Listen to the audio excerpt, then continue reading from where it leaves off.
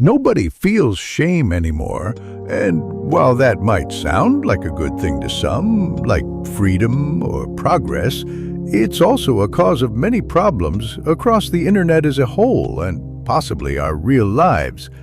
So I'll talk about what shame actually is, why it matters, and how the internet is slowly killing it. Shame is a deeply human emotion. It's the feeling that you've stepped outside the bounds of what's considered acceptable in society. It shows regret, which is good. Shame exists for a reason. It keeps our communities stable. It helps us respect boundaries.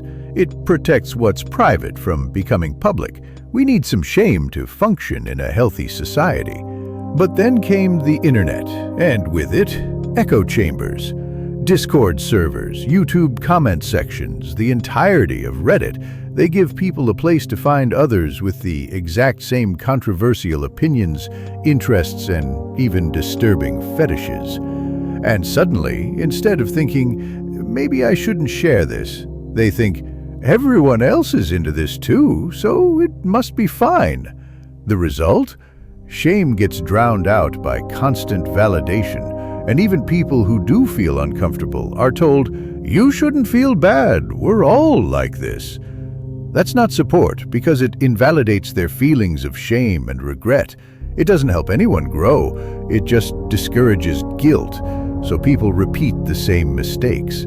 You've probably heard people say, don't criticize Lowly or Cub, there are real predators out there, focus on them instead. This is a deflection tactic. Yes, real-world predators are a serious problem, but that doesn't mean we ignore the spaces and content that help normalize or enable that behavior.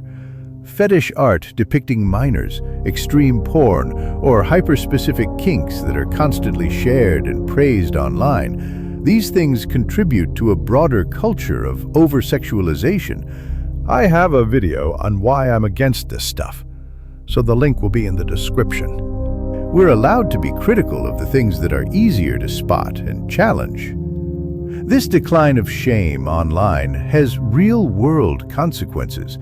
People overshare details about their sex lives or kinks like it's casual small talk. They treat privacy like repression, and anyone who values modesty, discretion, or traditional boundaries is labeled as closed-minded or oppressed.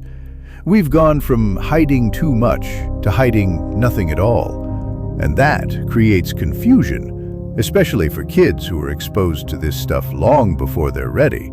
There's also a push to teach children topics they're not developmentally prepared for, sexual identities, adult themes, in some cases introduced in school curriculums or online content aimed at young audiences.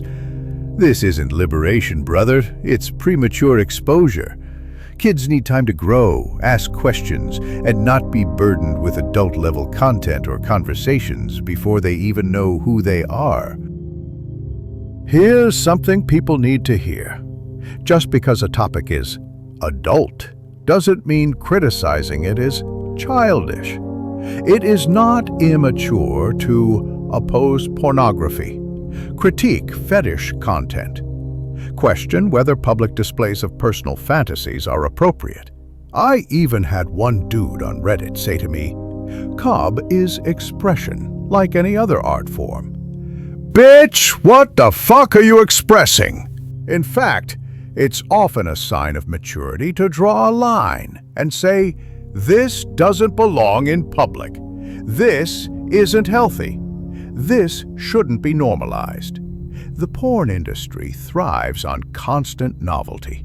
That means more extremes, more niche kinks, more unrealistic expectations.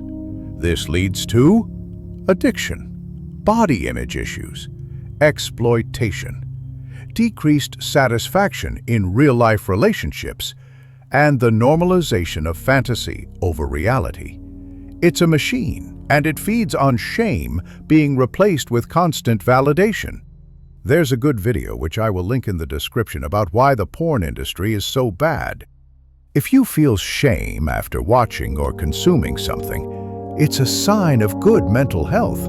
not mental illness or bigotry or whatever MFs on Discord say. It means you recognize something crossed a line. That's your brain and your values. Feeling shame can lead to better self-control, stronger moral compass, more fulfilling real-life relationships, a desire to grow, change, or heal. We shouldn't be trying to kill shame entirely, and we should be listening to it when it shows up and asking why it's there. Shame isn't the enemy. You feel it because you should. And in a world where boy-kisser femboys roam the streets, learning to feel shame and even embrace it in healthy ways might be exactly what we need to restore some balance to the multiverse. Thanks for watching, and I'll see you next time in the Goon Cave.